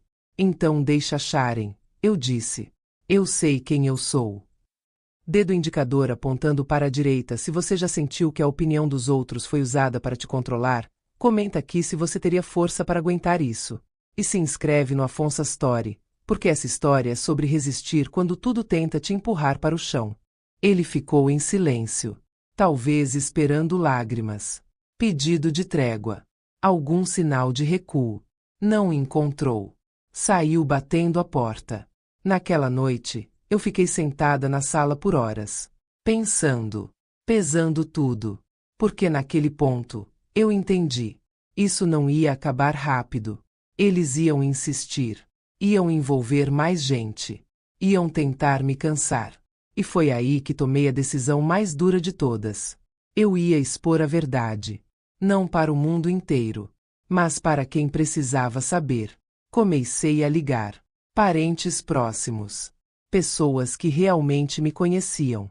Contei tudo. Sem exagero. Sem drama. Só fatos. Palavras ditas. Ameaças feitas. Papéis apresentados. Alguns ficaram chocados. Outros ficaram em silêncio. Alguns tentaram justificar. Mas muitos começaram a ver. E quando a verdade começa a circular, ela cria rachaduras na mentira. Dias depois, uma dessas pessoas me ligou de volta. A voz trêmula. Eu não sabia que eles estavam indo tão longe. Isso é cruel. Cruel. Sim. Era. Mas não era mais invisível. Dedo indicador apontando para a direita. Se você está ouvindo essa história e sente que alguém precisa ouvir também, se inscreve no Afonso Story agora. Porque silêncio é o maior aliado de quem machuca. Na semana seguinte, recebi a confirmação. A tentativa formal de me declarar incapaz tinha sido suspensa temporariamente. Falta de provas. Falta de base. Falta de coerência. Não era o fim. Mas era uma vitória. E naquele instante, eu senti algo que não sentia há muito tempo. Orgulho. Orgulho por não ter cedido. Por não ter me encolhido. Por não ter pedido desculpas por existir. Porque se defender não é egoísmo. É sobrevivência. E eles estavam começando a entender que eu não seria apagada tão facilmente. Depois que a tentativa de me declarar incapaz foi suspensa, algo mudou no ar. Não foi alívio. Não foi paz. Foi tensão. Aquela tensão silenciosa que surge quando alguém percebe que perdeu o controle da narrativa. Eles ainda não tinham desistido, mas já não estavam tão seguros. E quando gente assim começa a vacilar, a verdade encontra brechas para sair. Eu senti isso nas pequenas coisas. No jeito como as ligações diminuíram. No silêncio estranho vindo de quem antes falava demais. Na cautela repentina das pessoas que estavam espalhando versões tortas da história. Porque quando a mentira é confrontada com fatos, ela não explode. Ela racha. E cada rachadura deixa escapar um pouco da verdade. Foi uma prima distante quem me ligou primeiro. A mesma que, semanas antes, tinha repetido aquela conversa venenosa sobre eu estar confusa. A voz dela agora estava diferente. Mais baixa. Mais cuidadosa. Eu preciso te pedir desculpa, ela disse. Desculpa. Essa palavra demorou alguns segundos para fazer sentido dentro de mim.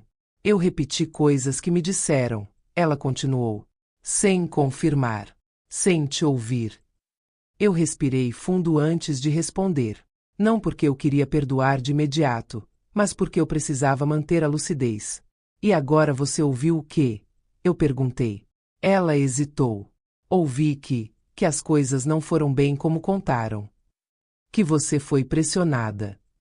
Que tentaram te obrigar a assinar papéis. Exatamente. A mentira começava a tropeçar nela mesma. Depois dessa ligação, vieram outras. Pessoas que tinham se afastado começaram a reaparecer. Não todas. Algumas nunca voltam. Mas o suficiente para eu perceber que a versão deles estava se desfazendo. E foi aí que algo inesperado aconteceu. Uma amiga antiga, que trabalha no mesmo prédio do escritório onde meu filho atua, me chamou para conversar. Disse que precisava me ver pessoalmente. Quando nos sentamos, ela foi direta. Eles comentaram demais. Demais. Comentaram o quê? Eu perguntei. Comentaram que você não estava colaborando, ponto. Que você estava criando problemas, ponto. Que estava sendo influenciada por gente de fora. Influenciada. De novo. Mas então ela baixou a voz. Só que ninguém entendeu por que alguém em plena capacidade não poderia doar o próprio dinheiro. E quando começaram a fazer perguntas, eles ficaram nervosos. Nervosos. Essa palavra me trouxe uma sensação estranha de alívio. Porque nervosismo não combina com quem está certo. Dedo indicador apontando para a direita. Se você já percebeu que a mentira sempre começa a falhar quando alguém faz perguntas simples, se inscreve no Afonso Story. Porque entender esse momento muda o jogo. Aos poucos, As pessoas começaram a ligar os pontos. As datas não batiam. As histórias mudavam. As justificativas se contradiziam.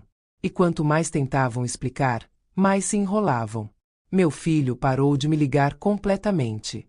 Não havia mais mensagens longas, nem ameaças veladas, nem tentativas de conversa séria. O silêncio dele agora tinha outro peso. Não era estratégia. Era desgaste. Mas quem não se calou foi a esposa dele. Ela começou a aparecer em comentários indiretos, em reuniões familiares, em conversas que sempre chegavam até mim por terceiros, sempre me pintando como a vilã, como a mãe ingrata, como a mulher fria que abandonou o próprio filho. Só que agora, algo tinha mudado. As pessoas perguntavam: mas ela não trabalhou a vida inteira? Mas o dinheiro não era dela? Mas por que obrigar alguém a passar tudo para o nome do filho? E quando essas perguntas surgem, a narrativa desmorona. Um dia, recebi uma mensagem que me fez sentar. Era de alguém que nunca tinha se envolvido antes. Um conhecido do círculo deles. Eu vi os documentos. Vi que a doação foi legal. E ouvi coisas que não gostei. Coisas. Ele não entrou em detalhes. Não precisava. Bastava saber que as conversas privadas deles estavam vindo à tona. E não da forma que eles queriam. Naquela noite, eu chorei. Não de tristeza. De exaustão. Porque sustentar a própria verdade cansa. Manter-se firme quando tentam te dobrar cansa. Mas junto com o cansaço, vinha algo novo. Reconhecimento. Não público. Não escandaloso. Mas real. Dedo indicador apontando para a direita. Se você está ouvindo isso e sente que está cansado de lutar sozinho, se inscreve no Afonso Story. Porque você não imagina quantas histórias como essa existem em silêncio. Dias depois, aconteceu algo que eu nunca imaginei. Meu filho tentou falar comigo por intermédio de outra pessoa. Não teve coragem de ligar. Mandou recado. Ele está arrependido. Disse que tudo saiu do controle. Que não era bem assim. Não era bem assim. Essa frase sempre vem quando alguém percebe que perdeu. Eu ouvi. Não respondi. Não por vingança. Mas porque naquele momento, eu precisava de algo que ele nunca tinha me dado. Tempo. Eu precisava de tempo para entender o que aquela tentativa tinha feito comigo. Com a minha confiança. Com a minha imagem de mãe. Porque mesmo quando você está certa, a ferida fica. Naquela mesma semana, recebi a confirmação oficial. A tentativa de abrir um novo processo tinha sido arquivada. Falta de fundamento. Falta de provas. Falta de coerência. Li o documento com calma. 2 vezes. 3 vezes. E só então percebi. Eles tinham perdido a principal arma. A dúvida. Sem a dúvida, restava só a verdade. E a verdade, quando é sustentada, se impõe sozinha. Mas isso não significava que tudo estava resolvido. Não ainda. Porque havia algo maior que eu precisava enfrentar. O vínculo. Não o jurídico. O emocional.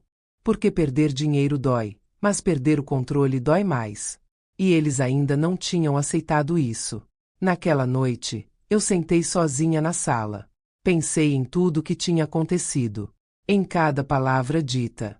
Em cada tentativa de me diminuir. E pela primeira vez, eu me fiz uma pergunta que nunca tinha tido coragem de fazer. Quem eu era sem o papel de mãe que cede sempre? A resposta não veio fácil. Mas veio. Eu era uma mulher inteira. Com história. Com limites. Com direito de dizer não. E isso, para eles, era o mais difícil de engolir. Dedo indicador apontando para a direita. Se você sente que está se reencontrando enquanto ouve essa história, se inscreve no Afonso Story agora. Porque o próximo capítulo é o momento em que eu precisei tomar a decisão mais dolorosa de todas. Não por eles. Por mim. E naquele instante, eu soube. A batalha externa estava quase vencida. Mas a interna. Essa ainda exigiria coragem. Chegou um momento em que não havia mais nada para discutir com ninguém. Não havia documentos novos. Não havia ameaças novas. Não havia cartas, nem ligações, nem tentativas jurídicas. Tudo isso tinha ficado para trás. E, ainda assim, eu não sentia alívio. Porque o que restava agora não era um problema externo. Era interno. Era o peso de uma pergunta que eu vinha evitando desde o começo de tudo. Uma pergunta que nenhuma mãe quer se fazer, mas que, quando surge, não pode mais ser ignorada. Até onde eu posso ir sem me perder de mim mesma? Eu passei noites acordada, sentada na beira da cama, olhando para o escuro, ouvindo o silêncio da casa. Um silêncio diferente daquele de antes. Não era mais o silêncio de quem espera uma ligação. Era o silêncio de quem entende que algumas coisas não vão voltar a ser como eram. E doía. Doía porque, apesar de tudo, ele ainda era meu filho. As pessoas gostam de simplificar histórias como essa. Gostam de dizer que é só cortar contato. Que é só virar a página. Que é só ser forte. Mas quem fala isso nunca precisou escolher entre a própria dignidade e o amor mais profundo que existe. Porque o amor de mãe não desaparece quando o respeito acaba. Ele fica ali. Machucado. Confuso. Sangrando. Mas vivo. Eu me perguntava se tinha sido dura demais. Se deveria ter explicado mais. Se deveria ter insistido em mais uma conversa. Se, talvez, eu pudesse ter evitado tudo isso se tivesse cedido um pouco. E então, sempre que essa dúvida surgia, outra imagem vinha junto. A imagem dele me olhando como se eu fosse um obstáculo. Como se eu fosse um problema a ser resolvido. Como se eu não fosse mais pessoa. E isso me acordava. Dedo indicador apontando para a direita se você já se pegou se culpando por colocar limites. Para um segundo agora e se inscreve no Afonso Story. Porque ninguém ensina o quanto dói se escolher quando o amor é usado contra você. Eu sabia que, se eu não tomasse uma decisão clara, aquilo nunca acabaria de verdade. Talvez eles não tentassem mais nada agora. Mas a sombra da manipulação sempre estaria ali. O risco de, num momento de fragilidade, tudo recomeçar. Eu precisava decidir não só o que fazer com eles, mas quem eu seria dali para frente. Passei dias sem falar com meu filho. Não por castigo, mas por necessidade. Eu precisava ouvir a minha própria voz sem a interferência da culpa. Precisava sentir o que sobrava quando eu não estava reagindo a ninguém. E o que sobrou foi algo que eu não esperava. Paz. Uma paz estranha, ainda frágil, mas real. Eu comecei a perceber que minha respiração estava mais leve. Que eu dormia melhor. Que eu não vivia mais em alerta constante. E isso me assustou. Porque perceber que a ausência de alguém traz paz é uma verdade difícil de aceitar. Foi nesse período que ele tentou contato de novo. Não diretamente. Mandou um recado curto por alguém próximo. Ele quer conversar. Diz que entendeu. Que está arrependido. Arrependido. Essa palavra pesa. Porque todo filho sabe usá-la quando percebe que perdeu algo importante. Mas arrependimento não apaga o que foi feito. Não apaga as ameaças. Não apaga a tentativa de me apagar. Eu fiquei com aquele recado na cabeça por dias. Caminhava pela casa pensando nisso. Cozinhava pensando nisso. Tomava banho pensando nisso. Conversa resolve tudo? Nem sempre. Às vezes, conversar só reabre feridas que ainda não cicatrizaram. Às vezes, conversar cedo demais é uma forma de negar a gravidade do que aconteceu. E eu não queria negar mais nada. Dedo indicador apontando para a direita se você sente que sempre foi você quem correu atrás de consertar tudo, se inscreve no Afonso Story agora. Porque há momentos em que não consertar é o ato mais saudável. Eu escrevi uma carta. Não para enviar. Para mim mesma. Escrevi tudo o que eu senti desde o começo. A humilhação. A raiva. O medo. A dor de perceber que meu filho acreditava que podia me controlar. A vergonha de ter sido tratada como incapaz. A tristeza de perceber que ele escolheu o dinheiro em vez do vínculo. E no final da carta, escrevi algo que me fez chorar por longos minutos. Eu não posso continuar sendo mãe às custas de me destruir. Essa frase foi como um ponto final. Naquele momento, eu entendi que manter um vínculo não pode significar aceitar qualquer coisa. Amor sem limite vira prisão. E eu já tinha passado tempo demais presa. Então tomei a decisão. A mais dolorosa de todas. Eu não romperia para sempre. Mas eu me afastaria por tempo indeterminado. Sem conversas. Sem negociações. Sem tentativas de explicação. Não como punição. Mas como proteção.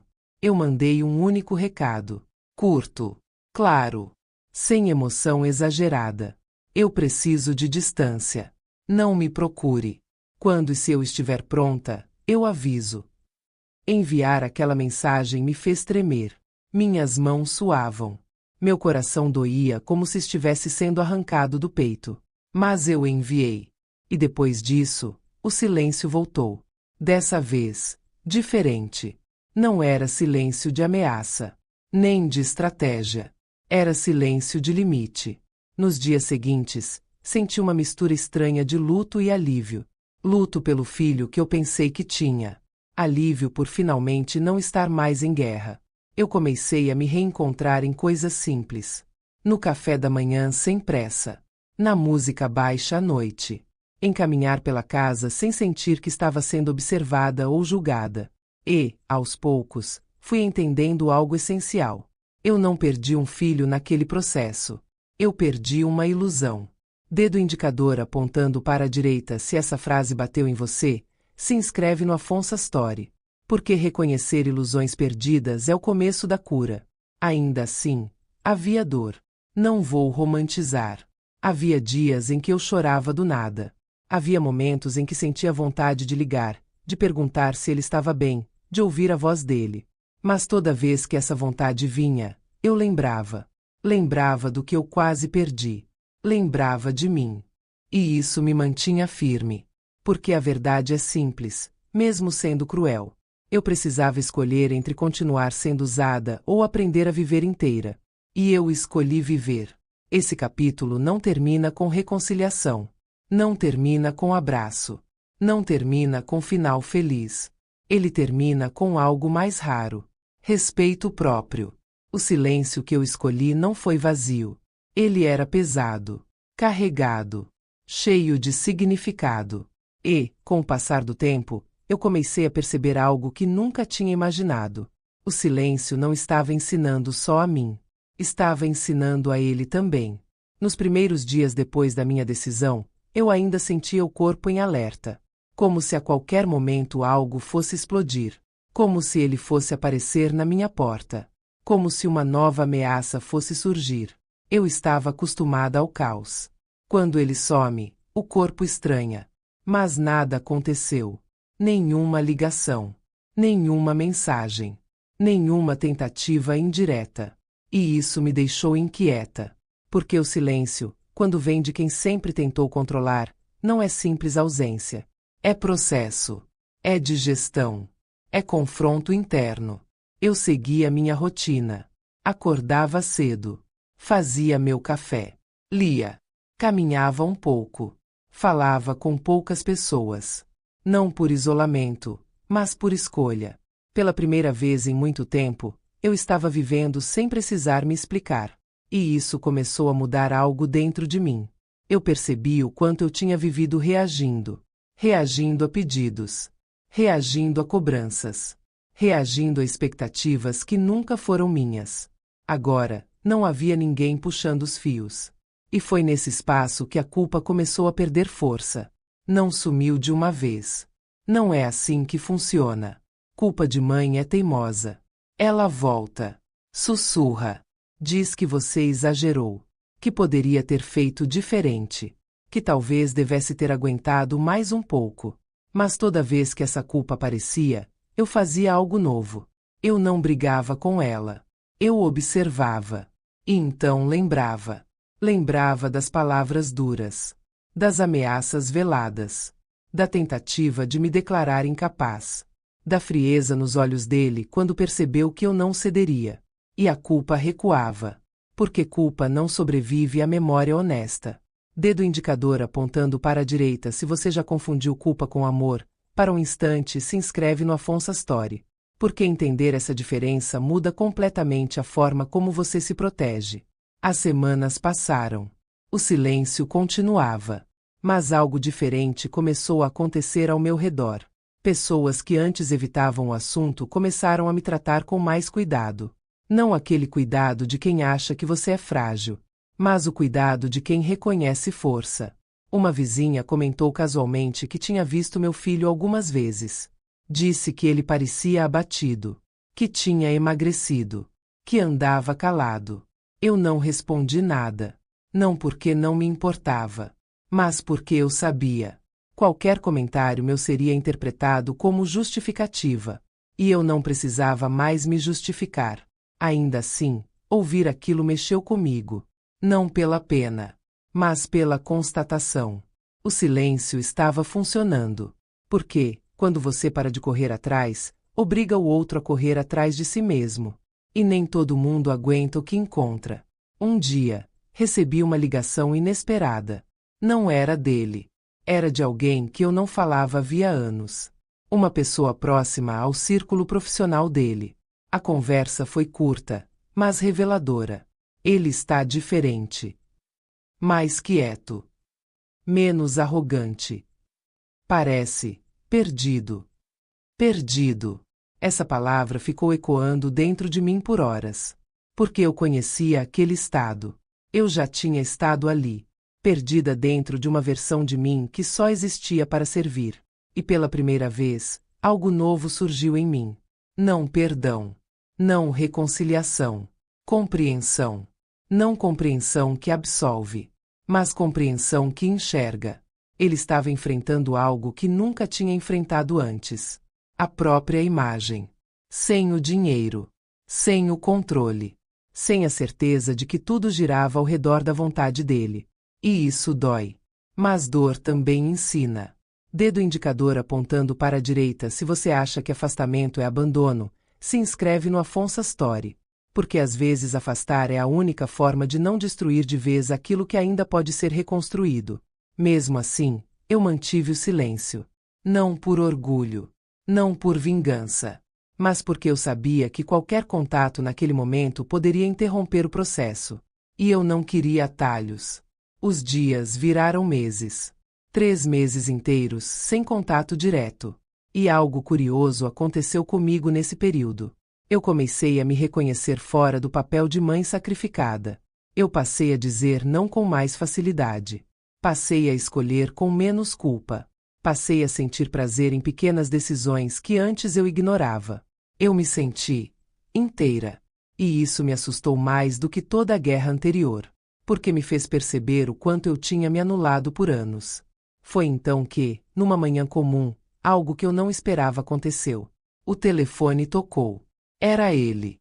Eu fiquei olhando para a tela por longos segundos. Meu coração acelerou. Minhas mãos suaram. Não era medo. Era impacto. Eu não atendi. Não porque eu queria machucá-lo, mas porque eu precisava ter certeza de que, se eu atendesse, não seria por impulso. Ele não ligou de novo naquele dia. No dia seguinte, tocou outra vez. Eu respirei fundo. E atendi. Não houve pedido. Não houve discurso. Não houve tentativa de controle. Houve silêncio. Um silêncio diferente. Constrangido. Humano. Frágil.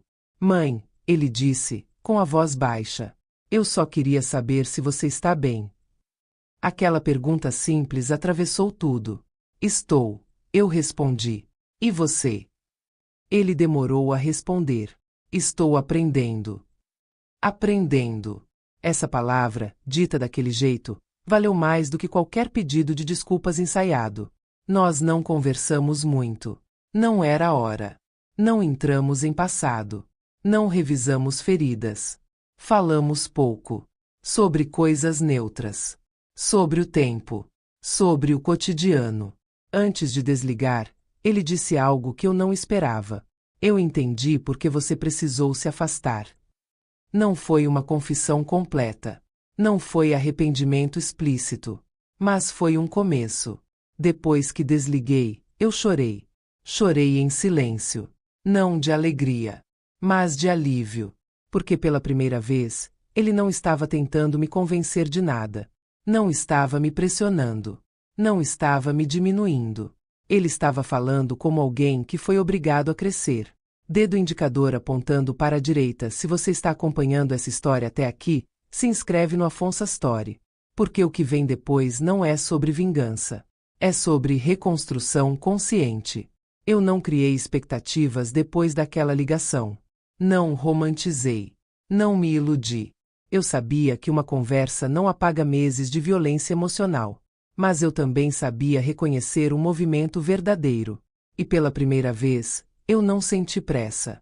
Eu tinha aprendido algo essencial. Reconstrução sem pressa é proteção. Eu não sabia ainda qual seria o final dessa história. Não sabia se haveria reconciliação completa. Não sabia se haveria distância permanente. Mas, pela primeira vez, isso não me desesperava. Porque eu já não precisava de um final feliz. Eu precisava de um final honesto. E naquele momento, pela primeira vez em muito tempo, eu senti que isso era possível.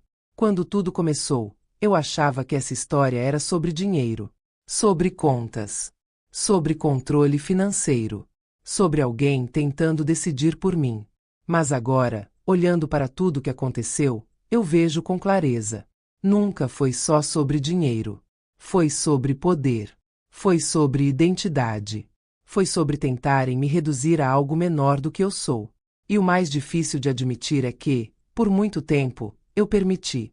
Não porque eu fosse fraca, mas porque eu amava. Amava meu filho. Amava a ideia de família.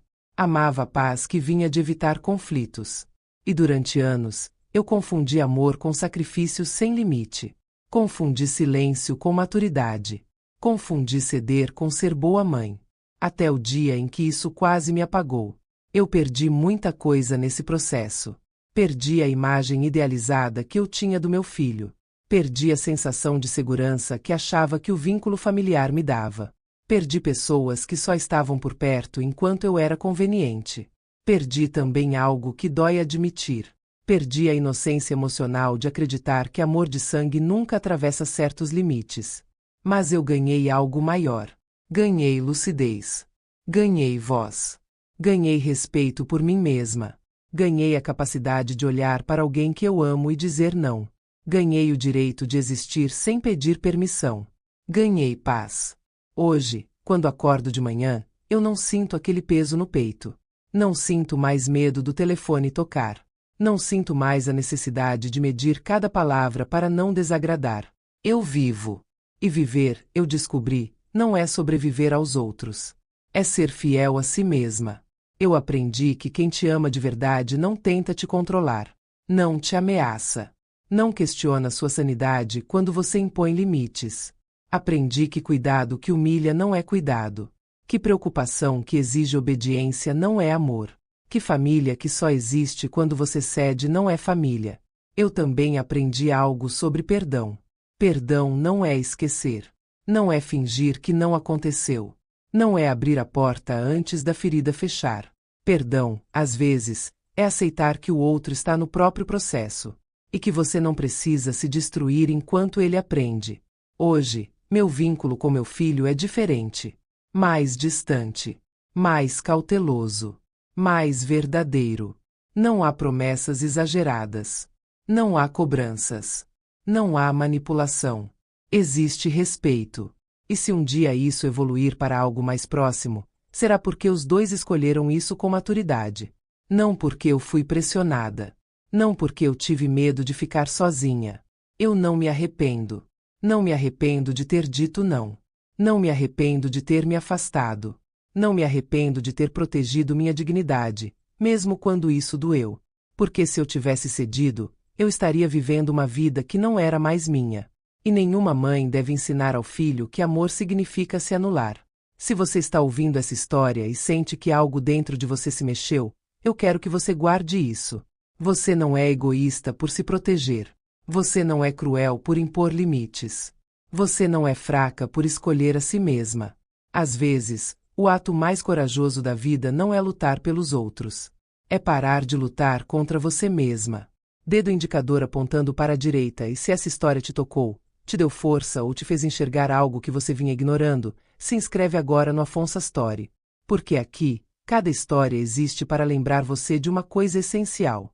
Ninguém tem o direito de apagar quem você é. Eu escolhi a mim mesma. E essa foi a decisão mais difícil e mais certa da minha vida.